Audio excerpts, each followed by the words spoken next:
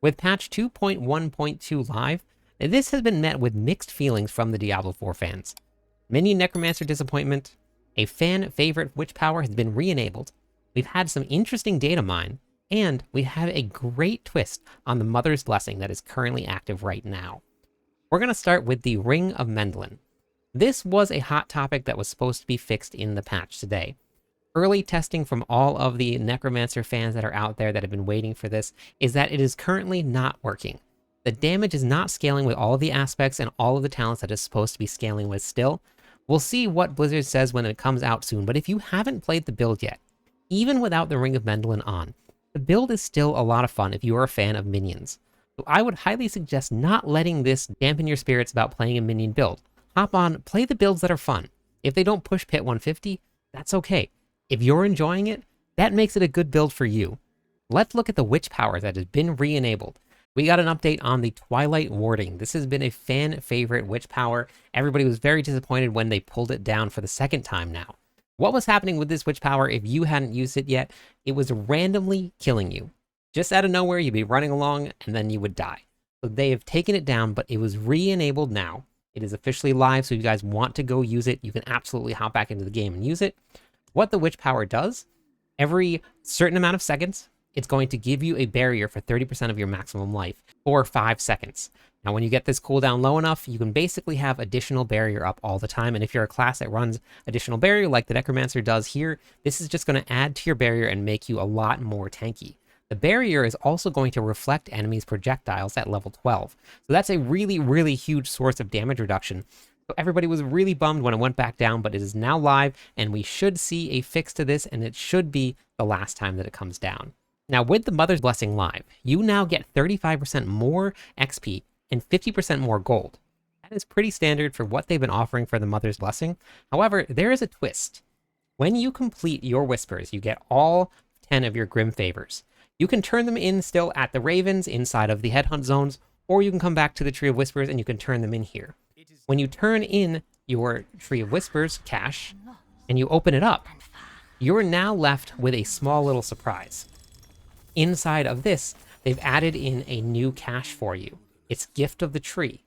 Now, you are actually getting double the experience, double the gold, double the materials, and double the gear. So that is a really fun twist, and I do like that they put it inside the cache. Instead of just giving you 2, you now get a little surprise inside of your surprise. So speaking of treasure, that's what we're going to go over with some of the new data mining that we just got. Back on Wowhead over here, we're going to be looking at the new reputation for March of the Goblins. It's data mine, so it's not necessarily true, and it might not actually be happening. With Diablo 4's patch 2.1.2, new March of the Goblin related rewards have been discovered, hinting at the event being expanded on in the near future. These are far-reaching and include new caches, a new player emblem, upgrades that increase the chance for treasure goblins to drop treasure bags, and maybe even some reputation. Now, the last goblin event that happened, there was no additional bags that dropped when you killed the goblins, and that was everybody's favorite part, having all of these different treasure bags dropping. This looks like we're going to get that back, and some. If we look down here and we scroll down, here are some of the new things that you're going to be able to get. Again, remember, this is just data mine information. This is not 100% accurate, and this is not an official release. But we're just going to go over it so you guys can see what possibly could be coming up. Because if that's the case, I'm very excited to see Blizzard actually expanding on some of these events that they've been bringing back every year. Adding new twists is going to make it feel a little bit different and a little bit better. You have your Goblin Legendary Kuras Undercity Tributes, an assortment of legendary tributes to use at the altar in Kuras. The goblins have a chance to drop your legendary Kuras Undercity Tributes, which is pretty cool. We have a Goblin Legendary Rune Cache. Now, if we're looking for runes this season and they're very hard to find, this could be a solution. We may be able to find a ton of runes during this event, which is going to be super exciting for everybody that is looking to craft their specific mythics this season, or simply just put a build together that they haven't got to try yet. Alongside of the new bags, there's also a bunch of miscellaneous gifts that alluded to a reputation and expanded event. These gifts have unique names, such as Prim's Gift or Frederick's Gift. Could these be friendly goblins tied to the event, or similar to other reputations? what they look like here: receive March of the Goblin emblem equipped by your player profile. There's a whole bunch of different things. This looks actually pretty cool. Receive Frederick's Masterpiece, a goblin cache containing a resplendent spark and several runes.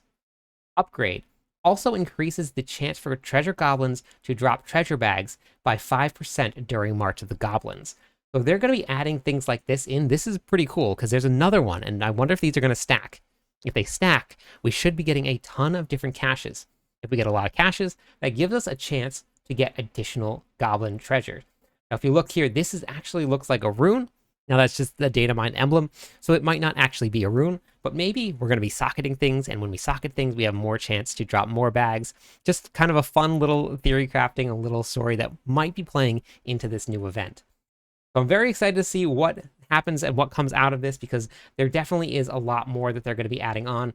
I'll have this article in the description of this video, so you guys can absolutely click on it and read through it for yourself so you can see exactly what might be coming up. If you guys are enjoying the content and you guys are enjoying being in the live stream, you absolutely should click on the Discord link that's at the top of the description of this video. We have a lot of people that are playing Diablo 4 this season. Everybody's been grouping up. People have been in voice chat. It is a really welcoming community, whether you are brand new to Diablo 4 or you have been playing this like me since the launch of the game. The community is very fun. They love to have new people in. We love to welcome in people. I might be a little biased, but these people are amazing. So join this community, hop in with us, and then hit up the comments. Let me know exactly what you think of what all of these new changes to all of the different events that are coming up.